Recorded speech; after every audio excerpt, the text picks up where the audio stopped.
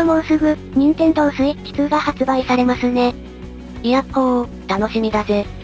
スイッチ2は、元のスイッチと比べて画質が向上していたり、保存できるデータ容量が増加してたり、ゲームの処理能力も大幅にアップしているそうです。スイッチ2なら、ソニックもスムーズに動きそうだな。元のスイッチだと、一部のソニックゲームでロードが長かったり、画質が悪かったりしてましたからね。またスイッチ2には、ゲームキューブのソフトを遊べるサービスもあるそうです。ソニックアドベンチャーとかゲームキューブでも出てたから、こういうソフトがまた遊べるようになるかもな。このようにスイッチ2の発売は、ソニック界にとっても一大イベント。そこで今回の動画は、ソニックファンみんなが選ぶ、スイッチ2で遊びたいソニックランキングをお送りしたいと思います。前やったアンケートでたくさんコメントが集まったから、それらをランキングにしてまとめてきたぜ。回答してくれた皆さん、ありがとうございました。今回は、特に遊んでみたいという意見が多かった、上位3つの作品を紹介したいと思います。それでは早速行ってみよう。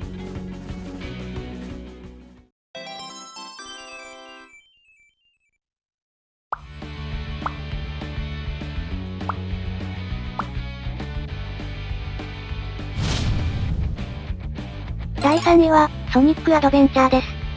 やっぱり来たか。ソニックが誇る名作。まず皆さんにお伝えしたいのは、このソニックアドベンチャーが、ソニックの歴史を変えた作品だということ。そして個人的には、今作は、スイッチ2で来る可能性が高いと思っています。ほう、その心は。その前に、今作の概要を軽くご紹介しましょう。ソニックアドベンチャーは、1998年に発売された、3D ソニックの先駆けとなった作品です。これ以前のソニックは、基本横スクロールのゲームだったけど、このソニックアドベンチャーで 3D に進化したんだよな。また、ソニックたちのデザインもよりスタイリッシュに変更され、ボイスも追加されました。もしかしたらまさかまたエッグマンに騙されたのか？うるさーい！今ではむしろ、こちらのソニックたちの方がメジャーですよね。今のソニックの原型を作った作品、と呼んでも過言ではないでしょう。まさに、ソニックの歴史を変えた名作だな。また、ゲームの内容も非常に魅力的でした。まず今作の操作キャラクターは、なんと6人もいます。1人目はもちろんソニック。ソニックパートでは、3D に進化した、ハイスピードアクションゲームを遊ぶことができました。3D になっても、ソニックならではの爽快感は健在だったぜ。でも、このスタイルにたどり着くまでにも色々あったんだよな。開発スタッフたちの創意工夫で、なんとか完成までこぎつけたそうですね。その辺の話は、前に作ったこの動画で解説してるから、ぜひこの動画の後に見てみてほしいぜ。概要欄にリンク貼っとくのでぜひ。続いて2人目は、テイルス。テイルスパートのゲーム性は、ソニックとの競争です。普通に走ったら絶対勝てないから、空を飛んでショートカットを狙っていくのがポイントだぜ。おい、テイルス！そして3人目は、ナックルズ。ナックルズパートは、宝探しです。ステージのどこかに隠された、マスターエメラルドのかけらというアイテムを、3つ探し出すのが目的ですね。3D になったマップを、存分に活かしたゲーム性だな。いつものハイスピードアクションとは違うけど、これもすごく楽しくて大好きだったぜ。4人目は、エミー。エミーのゲーム性は、敵から逃げたり隠れながらゴールを目指す、ステルスゲームでした。この緑のロボットが、ずっとエミーを追いかけてくるぜ。しかも攻撃しても倒せないから、結構怖かった覚えがあるな。しつこい！ちなみにエミーは、今作で一番デザインが変わったキャラクターですね。元は髪が長く服もおとなしめでしたが、このソニックアドベンチャーから、ショートカットで赤いワンピース姿に変更されました。続いて5人目、ガンマ。このガンマはなんと、エッグマンが作ったロボットです。敵側のキャラを操作するという、かなり斬新なパートになっていましたね。ガンマのゲーム性は、シューティングゲーム。敵やターゲットをロックオンし、ひたすら撃ちまくります。これもまた、普段のソニックとは全然違うゲーム性だよな。そうですね。ですがこのガンマパートは、シューティングゲームにしてはかなり優しめでした。弾数制限がないので無限に撃ちまくれますし、撃った弾は自動追尾付きという親切設計。そのため、撃ったら必ず敵に当たってくれるのです。シューティングゲームでありながら、ソニックらしい爽快感もある、絶妙なゲーム性に仕上がっていました。そして最後の6人目。今でもいろんなゲームに現れる、ビッグザキャットです。最新作の、ソニックシャドウジェネレーションズでも出てきてたよな。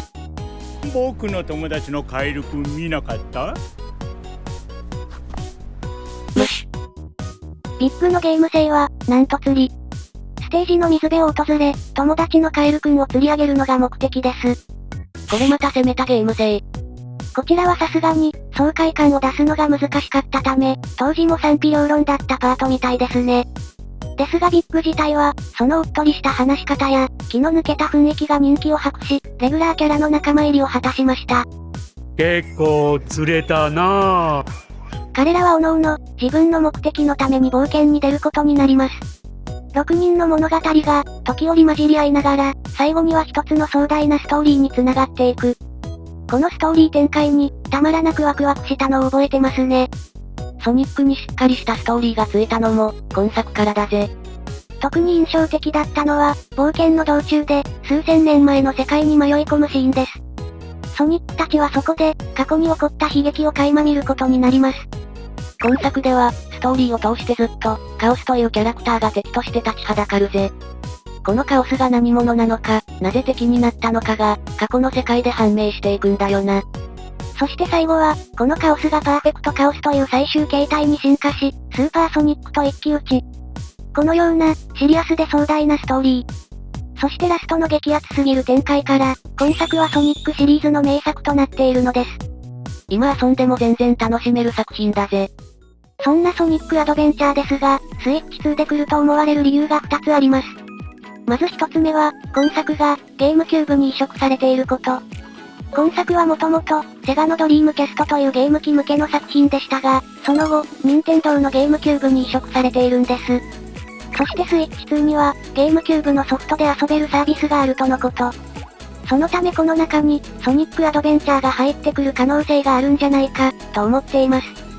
スイッチの時も、初期のソニックが遊べるサービスがあったもんな。この説は全然ありえそう。そしてもう一つの理由ですが、実はこのソニックアドベンチャーは、2024年に、Steam 版が配信されているんです。この時はソニックアドベンチャーと、ソニックアドベンチャー2の2本が配信されました。もちろん、これは非常に嬉しいニュースだったのですが、一方で、なぜ PC の Steam だけに移植されたのか。確かに、せっかく移植するなら、スイッチでも出した方が良さそうだよな。ソニックアドベンチャー1、2というシリーズの大人気作がスイッチで出なかったのはなぜなのか。その理由がスイッチ2で出す予定だったからなのではないでしょうか。なるほど。2024年ならもうスイッチ2が出ることは業界内で知れ渡ってたかもしれないしな。間もなくスイッチ2が出ると分かっていたため、あえてスイッチ版は出さず、スイッチ2向けに発売することにした。この可能性はあるんじゃないかと思ってますね。ありそうありそう。じゃあスイッチ2でも、ソニックアドベンチャー1、2が出る感じになるのかな。その可能性が高いですかね。もしくは、そこにもう2作品、ソニックヒーローズとシャドウザヘッジホッグも加えて、ゲームキューブコレクションとして出してくれたら最高です。それは激アツすぎる。ソニックアドベンチャー1、2と、ソニックヒーローズ、シャドウザヘッジホッグは、ストーリーのつながりが特に強い作品たちです。また初期のソニック作品では、これまで何度も、複数の作品をセットで発売するという手法が取られてきました。最近だと、ソニックオリジンズってゲームも発売されたよな。このゲームの中には、ソニック1、2、3と、ソニック CD が収録されてたぜ。この手法に倣って、今度は、ゲームキューブ時代のソニックをセットで発売する、という可能性もあるんじゃないかと思っています。というかぜひ出してほしい。予想というかもはや願望だな。でも、実現したら本当に嬉しい。ゲームキューブ時代の作品は、ソニックファンの間でも、人気の高い作品ばかりです。今回実施したアンケートでも、ゲームキューブ時代のソニックを出してほしい、という意見が多かったですね。あの頃は、ソニック X ってアニメも放送されてたし、日本でソニックが盛り上がってた時期だもんな。あの時代のソニックに、特に思い入れがあるって人も多そうだぜ。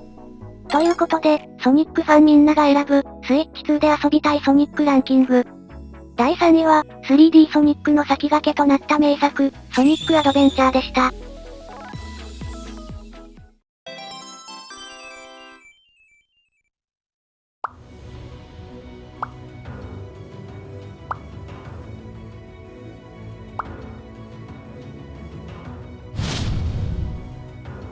第2位は、ソニックワールドアドベンチャー。2008年に発売された作品です。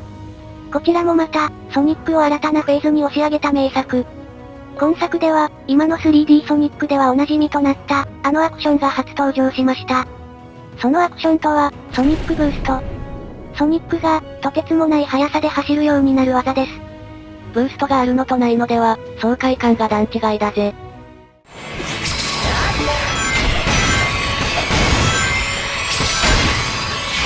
最高。厳密に言うと、2D ソニックの方では、これよりも前にブーストが出ていたのですが、3D では今作が初登場でした。しかも今作は、ステージの構成や演出などが、ブーストの爽快感を存分に味わえるように調整されています。例えば、背景の流れ方がすごく速かったり、ブーストで敵を蹴散らしながら進むパート、なんかもあるんですね。そのため歴代ソニックの中でも、今作の疾走感、爽快感は群を抜いています。すごい、本当に風になったみたいだぜ。さらに今作は、ブーストの他にもう一つ、非常に挑戦的な試みが実装されていました。なんと夜になると、ソニックが、狼のような姿に変身するのです。ソニックなんでこんなことに。今作の冒頭で、ソニックは、エッグマンの艦隊に乗り込みます。ロボット軍団を軽くあしらい、エッグマンを追い詰めるソニック。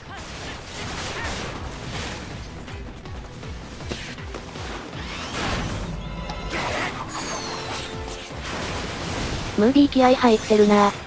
土下座して許しを請うエッグマン。わしが悪かった。本当にすまん。勘弁してくれ。もう二度と悪いことはしないって約束するから。小物感がすごい。しかし、その姿を見て油断したソニックは、エッグマンに囚われてしまいます。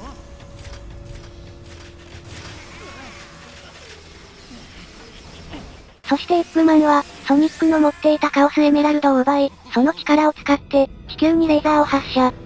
すると、レーザーを受けた星にひびが入り、中から巨大なモンスターが現れました。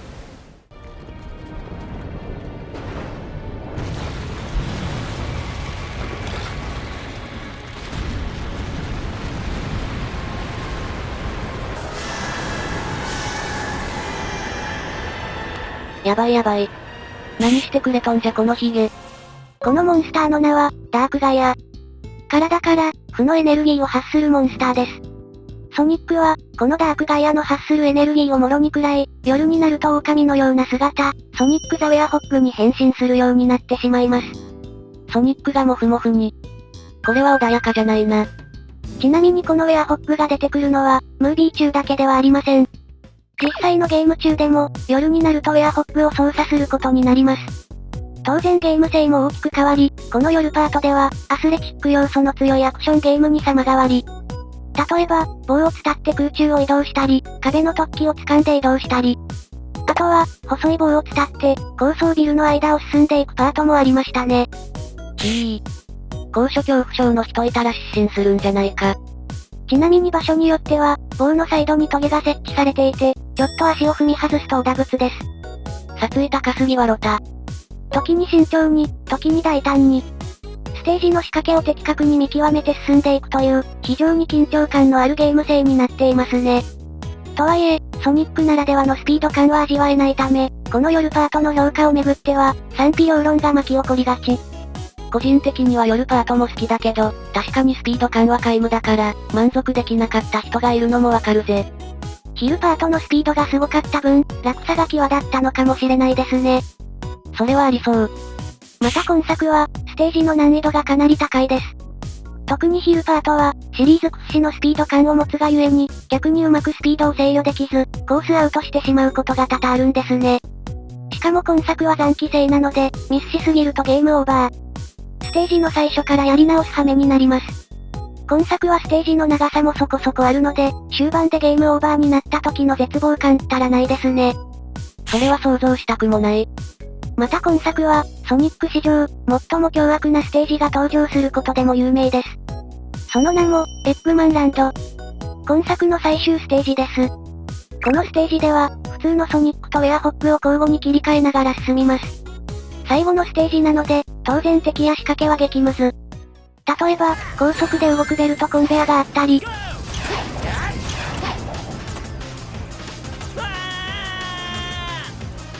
非常に不安定なパイプの上を進むパートがあったりもします。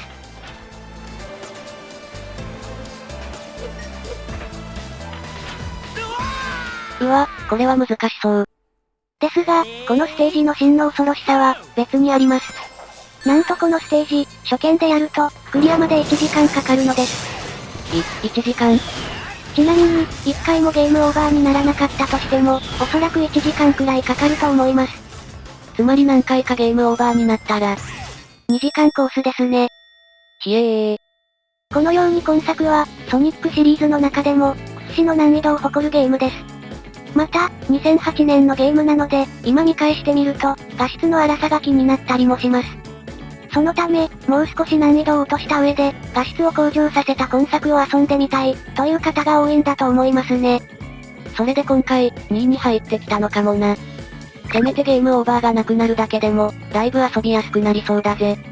ブーストの爽快感はシリーズ屈指の出来栄えなので、もっと気軽に遊べるようになったら、めちゃくちゃ人気が出るんじゃないかと思います。また、ソニックは最近、過去のゲームのリマスター版を発売することが増えています。例えば2021年には、2010年に発売された、ソニックカラーズというゲームのリマスター版。2024年には、2011年に発売された、ソニックジェネレーションズのリマスター版が発売されました。この流れで今度は、このソニックワールドアドベンチャーのリマスター版が発売される、ということもあり得るんじゃないかと思いますね。ぜひとも期待したいところだぜ。ということで、ソニックファンみんなが選ぶ、スイッチ2で遊びたいソニックランキング。第2位は、シリーズ屈指の爽快感、そして難易度を誇る、ソニックワールドアドベンチャーでした。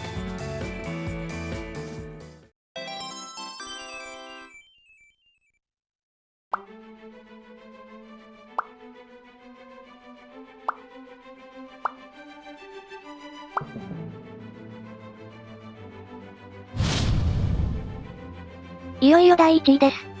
数ある作品の中から、見事1位に選ばれたのは、こちら。出たー。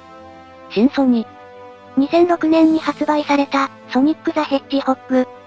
通称新ソニと呼ばれている作品です。このゲームは、ソニック15周年記念作として作られたゲーム。3D ソニックの原点回帰がコンセプトで、元祖 3D ソニックの、ソニックアドベンチャーをベースに作られています。そのため今作には、ソニックの他に、シャドウ、シルバーという複数の操作キャラが登場。そして3人の物語が、時に混じり合いながら進んでいくという、まさにソニックアドベンチャーのようなストーリー展開になっています。ストーリーの内容も、ソニックの中で一番壮大なものになってるぜ。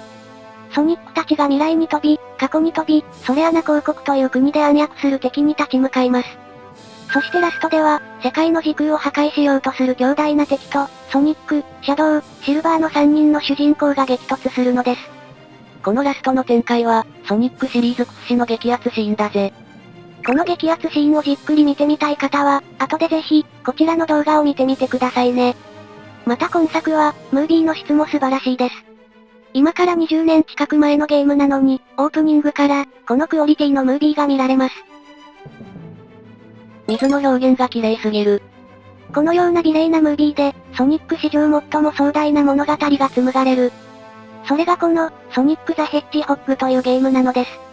まさに、15周年記念作にふさわしいクオリティ。になる予定だったのですが。そうなんだよな。なんであんなことに。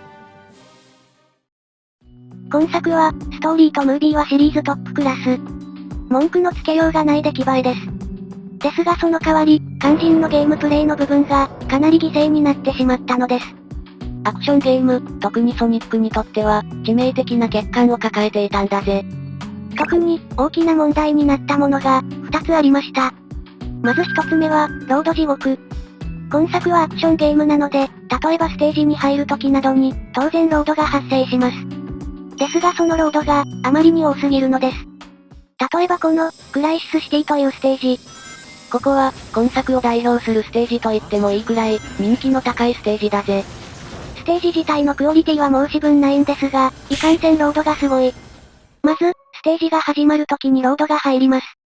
ここでロードするのはまあわかる。ちなみにロード時間もまあまああるので、今回はカットを挟みつつお送りします。そして、ステージをある程度進むと、またロード。まあまあ。もう少し進むと、ロード。3回目か。ちょっと鬱陶しくなってくるな。そして、この瓦礫を進んでいくパートが終わったタイミングで、ロードです。4回はさすがにえぐいて。このように、一つのステージをクリアするのに、計4回のロードが挟まることもあります。またボス戦の時も、容赦ないロード地獄が襲ってきます。ムービーが終わって、ロード。ボスの名前が出てきて、ロード。そしてようやく戦闘が始まり、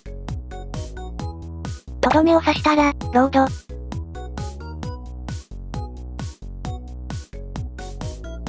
最後にボスが倒れるムービーが入り、ロードです。もう許してそして、今作のロード地獄の中でも、特にひどいと思っているのがこちらです。街にいるこちらの女性に近づくと、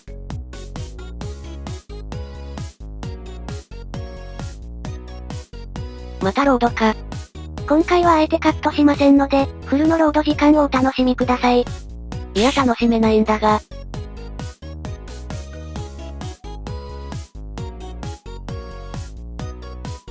マジで長え。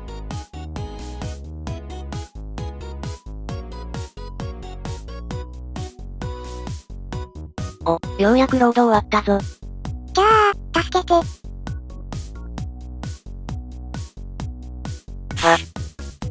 またロード。たった一言のセリフのために、こんなに長時間のロードが発生するのです。これはあまりにひどい。なんでこんな仕様になってるんだ。噂によると、どうやら今作は、毎回そのフィールド全てをロードしてしまうようです。例えばさっきの会話だと、この女性と、画面に映ってる背景のところだけロードすれば十分ですよね。ですが今作では、ここ以外の映ってない場所も、全てロードしてしまうとのこと。そのため、たった一言のセリフを表示するのに、あんなにも長いロードが発生してしまうそうです。助けてほしいのはこっちだよ。このロード地獄は、あまりに衝撃すぎて、ある意味今作を代表する要素になってしまっていますね。確かに、一度プレイしたら忘れられないかも。そして、今作のもう一つの問題点。それは、処理落ち地獄です。今作は、ステージ中のオブジェクトに対し、物理演算プログラムが適用されています。物理演算プログラムとは、物体の動きや衝突、重力などの物理法則を、シミュレーションするプログラムのことです。これを使うと、例えば路上の樽にぶつかった際、樽が現実の物理法則に従って倒れたりするんですね。よりリアリティを追求できるってことだな。細かいところまでこだわりがすごい。ですがその分、今作は常に、膨大な量のデータを処理する必要があります。そしてその結果、頻繁に処理落ちが発生するようになってしまったのです。特に、敵との戦闘中はすごいことになります。おっそ。ちなみに、再生速度は1倍速です。また、今作で初登場したシルバーというキャラクターも、容赦ない処理落ちに襲われます。シルバーは超能力を操るキャラクターで、敵の撃った銃弾や、周囲の岩などを超能力で持ち上げることができます。一度に大量のものを持つことも可能ですが、欲張って持ちすぎると、処理落ちの餌食に。動けねえ。しかも、こういった処理落ちは何の前触れもなく、急に襲いかかってきます。そのため、うまく対処するのは至難の業。こんなに遅くなられたら、爽快感も台無しだな。そう。まさにその点が、特にソニックにとっては最悪だったのです。ソニックはアクションゲームの中でも、特にスピードや爽快感を楽しむゲームです。にもかかわらず、あまりに頻繁にロードが発生し、ステージが始まっても処理落ちに見舞われる。ソニックの最大の売りであるスピードが、ゲームの仕様によって、完全に打ち消されてしまったんですね。ほんともったいない。ゲームの中身はすごくいいのに。本当にその通りで、最初に紹介した壮大なストーリーや、ハイクオリティなムービーなど、今作の持ってるポテンシャルは、シリーズ中でもピカイチです。出てくるステージも、一部かなり高難易度なものがありますが、基本的にはよくできています。さっきのクライシスシティと、あとキングダムバレーってステージは、最新作でリメイクもされてたよな。どっちもすごく面白かった。だからこそ、今作を、ロードや処理落ちがない状態で遊びたい。純粋にゲームの魅力に浸りたい。そのように思っているソニックファンは、ものすごく多いです。それが、今回のランキングにも反映されたんだな。かくいう私も、今作のストーリーに魅了されたものの一人です。余計なストレスなしに今作が遊べたら、どんなに嬉しいことか。ぜひリマスター版を、もろもろ調整したリマスター版をください。あわよくばリメイクください。最後願望が漏れてたぞ。ということで、ソニックファンみんなが選ぶ、スイッチ2で遊びたいソニックランキング。堂々の第1位は、お願いですからリメイクください、ソニック・ザ・ヘッジホッグでした。以上、ソニックファンみんなが選ぶ、スイッチ2で遊びたいソニックランキングでした。動画が気に入っていただけましたら、いいねやチャンネル登録をぜひお願いします。たくさんのコメントも待ってるぜ。それでは、次の動画でお会いしましょう。